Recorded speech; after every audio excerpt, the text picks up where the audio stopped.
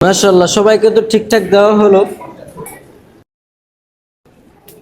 কিন্তু আব্দুল্লাহ কোথায়?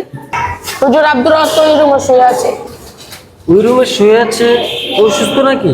জি না হুজুর, অসুস্থ। হ্যাঁ, অসুস্থ? জি না হুজুর, ও অসুস্থ আছে।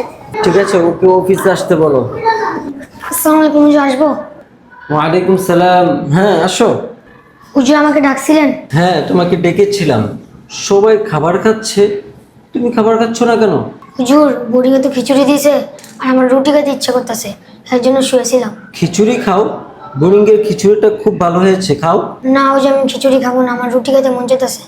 রুটি খাবা? আচ্ছা ঠিক আছে, অপেক্ষা করো। এই তো তোমার রুটি চলে এসেছে, নাও তুমি রুটি খাও। শুকরিয়া হুজুর। বারাকাল্লাহু ফিহিক। খাওয়া শেষ করো, পরে কথা বলছি। হুজুর আপনি আমার সাথে শরীক হন। না না, তুমি এই রুটি খাও, আমি খিচুড়ি খাবো। আলহামদুলিল্লাহ হুজুর, খাবার শেষ। আলহামদুলিল্লাহ, তোমার আগে আমার শেষ হয়েছে, কিন্তু খাবার কেমন হয়েছে বলো দেখি। হুজুর খাবার সময় তো ভালোই লাগতেছিল, কিন্তু এখন পেটটা যেন কেমন যেন করতেছে। শোনো, তুমি যে খাবারটা খেয়েছো এটার মধ্যে কোনো বরকত নেই এবং অস্বাস্থ্যকর, কিন্তু মাদ্রাসার খাবারটা স্বাস্থ্যকর এবং বরকতপূর্ণ। হুজুর এই কথা তো আপনি আগে বলেননি, তাহলে আমি না খাইতাম। তোমাকে যদি আমি আগে বলতাম তাহলে তুমি মনে করতে আমি তোমাকে না খাওয়ানোর জন্য বাহানা করছি। এখন তো জানলা, এখন থেকে মাদ্রাসার খাবারকে প্রাধান্য দিবা। ইনশাল্লাহ হুজুর, আজকে থেকে নিয়ত করলাম মাদ্রাসার বরকতি খাবার ছেড়ে দোকানের খারাপ খাবার খাবো না।